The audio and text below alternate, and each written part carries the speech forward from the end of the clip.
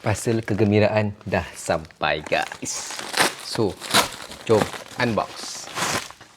Yang ini serius aku beli sendiri sebab dia baru keluar dan aku rasa macam, aku kena dapatkan juga. Tak boleh ni.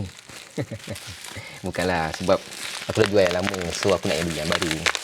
Tu je cerita dia. Bila baru keluar, yang lama kita jual lah. Kita dapatkanlah yang baru. Okay. Banyak cakap lah. Buang. DJI Mic Mini. Bukan, salah.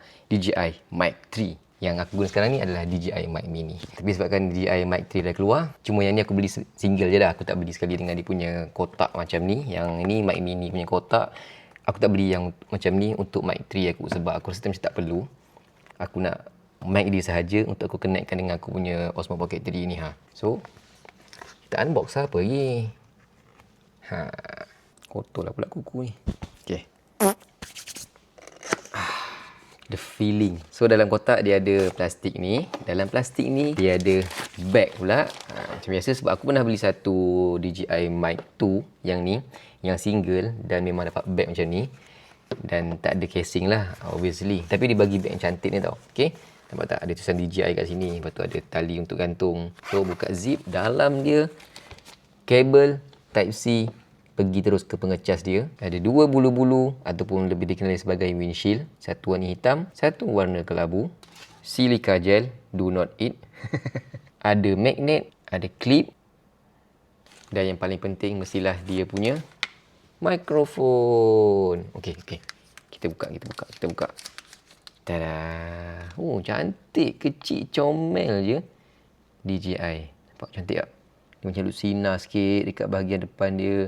Belakang dia ada magnet. Lepas tu belah tepi ni adalah button dia. Button connection, button on off dan juga button recording. Belakang dia macam ni. Jadi kita boleh lekatkan terus dengan magnet dia. Macam ni. Ataupun kalau kita nak gunakan clip, kita boleh gunakan je clip. Macam ni terus.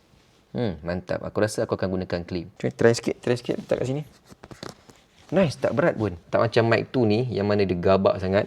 So kalau ikut perbandingan dia punya size, bahagian tepi, bahagian depan, bahagian tepi, bahagian bawah dia, bahagian atas dia, banyak beza lah. But still okay lah kan. So nak cas, kita ambil je charger dia macam ni. Kita letakkan macam ni. Dah terus boleh cas. Dia ada magnet juga lah. Cantik. Aku rasa aku akan bawa clip ni berserta dengan magnet dia sekali. Macam ni. Dan aku akan letakkan dekat aku punya casing DJI Osmo Pocket 3 ni. Macam ni je. Dan bawa ke mana-mana. Mantap kan? Apa lagi guys, kalau kau nak dapatkan, beli sendiri. DJI Mic 3.